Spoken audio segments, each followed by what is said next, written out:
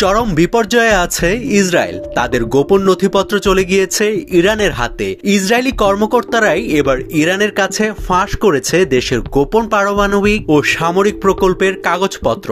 লাখ লাখ পৃষ্ঠার নথি, ছবি ও ভিডিও এখন তেহরানের কাছে। ইরানের জাতীয় টেলিভিশনে প্রচারিত এক অনুষ্ঠানে এসব তথ্য ও নথি প্রকাশ করা হয়। সে প্রতিবেদনে বলা হয়, এই নথির মাধ্যমে ইসরায়েলের পরমাণু কর্মসূচির গোপন খবর এখন ইরানের কাছে আছে। কখন এবং কিভাবে এই তথ্য উদ্ধার করলো তেহরান, আর কি কি আছে এসব গোপন নথিপত্রে, চলুন জানার চেষ্টা করি।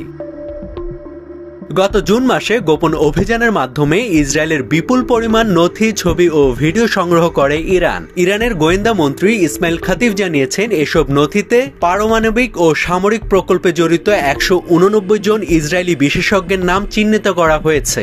এছাড়া ইসরায়েলের পরম মিত্র যুক্তরাষ্ট্র এবং ইউরোপের বিজ্ঞানীদের নাম, তাদের কোম্পানি, গবেষণা কেন্দ্র এবং সহযোগিতার তথ্য রয়েছে এখানে।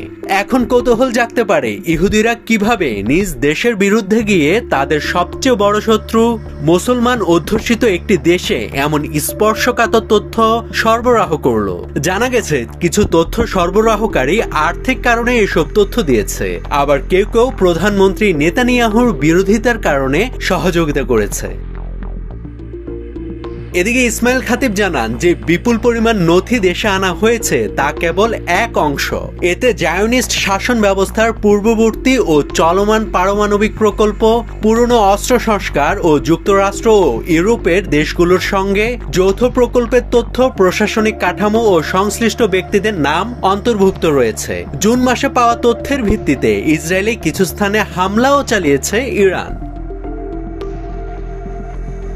ইরানি কর্মকর্তারা অভিযোগ করেছেন, এ তথ্য ফাঁস হওয়ার ফলে ইরান ও ইসরায়েলের মধ্যকার উত্তেজনা আরও বেড়ে গিয়েছে। ইরান বরাবর বলছে তাদের পারমাণবিক কর্মসূচি সম্পূর্ণ শান্তিপূর্ণ, কিন্তু পশ্চিমা দেশ ও যুক্তরাষ্ট্র তা পারমাণবিক অস্ত্র তৈরির প্রচেষ্টা হিসেবে দেখছে। তারা এ তথ্য প্রদর্শন করে ইসরায়েলের ভেতরেও নিরাপত্তা ব্যবস্থায় নিজেদের ক্ষমতা দেখাতে চায়।